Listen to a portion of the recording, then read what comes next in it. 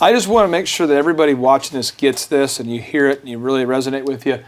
If you have found a property that you like, and let's say that you own a bakery, you own a DJ company, you're in the insurance business, I don't care what it is. If you want to get from here to here, you really need to call a broker. I'm telling you, you will be thankful that you called a broker and you say, I want to make sure we get it right. We say, I'm looking for tenant representation. Yeah.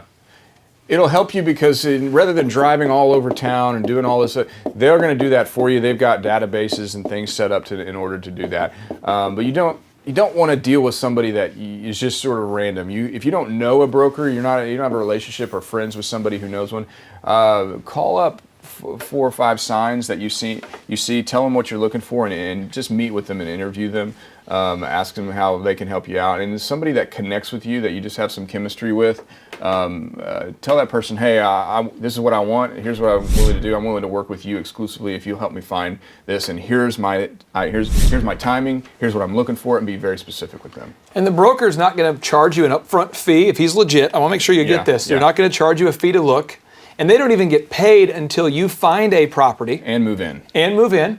And furthermore, you don't pay any more. That 6% is going to get paid out to a broker.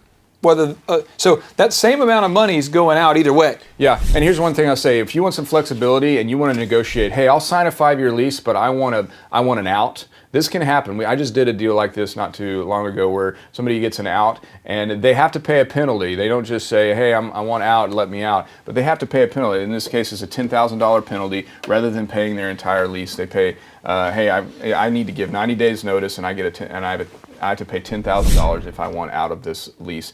And usually that covers the landlord for any money that they put into the space to make it work for you, and leasing commissions. So you want to be aware of what's the landlord paying out to get me into this space. That's generally a good range of what you could try to negotiate in to get out early, to use some flexibility rather than to take leaps. You can take steps. Why is it almost always bad for a business owner just to start randomly calling buildings and driving around town on their own without a broker? Why is it bad just to do that? You're going to waste a lot of time, and you're going to get frustrated talking to all these people and trying to get callbacks from all these people, because chances are just randomly calling a building that you like, chances are they don't have the space that you need or the space that you like unless you're able to drive right up, look in the window and say, this is ideal for me, this is perfect for me, and you know it just by looking at it and just because you know the area you want. It can be a waste of time, a waste of energy. And those brokers, they know the language, they know how to deal with those landlord brokers and the landlords themselves. 2 final questions for you. One is, who decided that the amount was 6%? Because I know people that do this and have had zero success. They will call a broker and say, hey, I would love to get a space. I'd like to have you represent me, but I just want to pay less broker fees.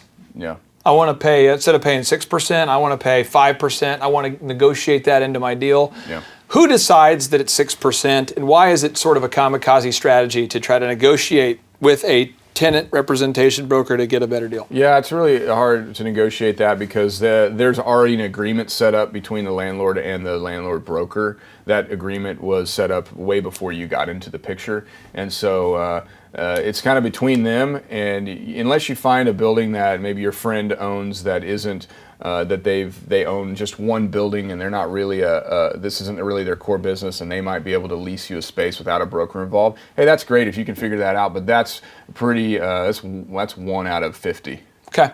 So as far as our 4 main characters we talked about, is you have the owner. Just to clarify, we have the owner, and the owner is that person who owns the actual building. I just want to make sure there's no confusion on that, because if we do not know who the actual owner is, that's a problem.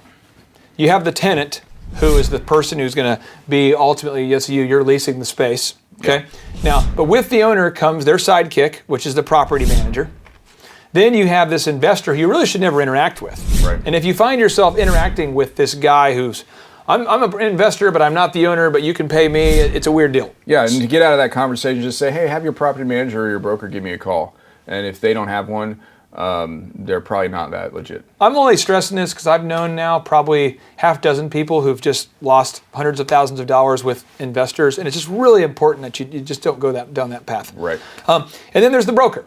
And the broker is that person who would represent either the buyer or the seller. And you want to make sure you have one working for you, trying to get you the best deal, looking out for your best interests. Braxton, I appreciate your time and sharing some of these things. I know some of these things are common sense to you, but I know for a lot of entrepreneurs watching this, if you feel like you just don't know enough, we have a lot more powerful training here for you about real estate transactions. But eventually I would encourage you to get in the game, go ahead and get started. And step one, call 3 or 4 brokers, meet with these guys, and just see what you can find that's a good office space for you. Yeah. Hey, thanks a lot for your time. Thank you. Appreciate it.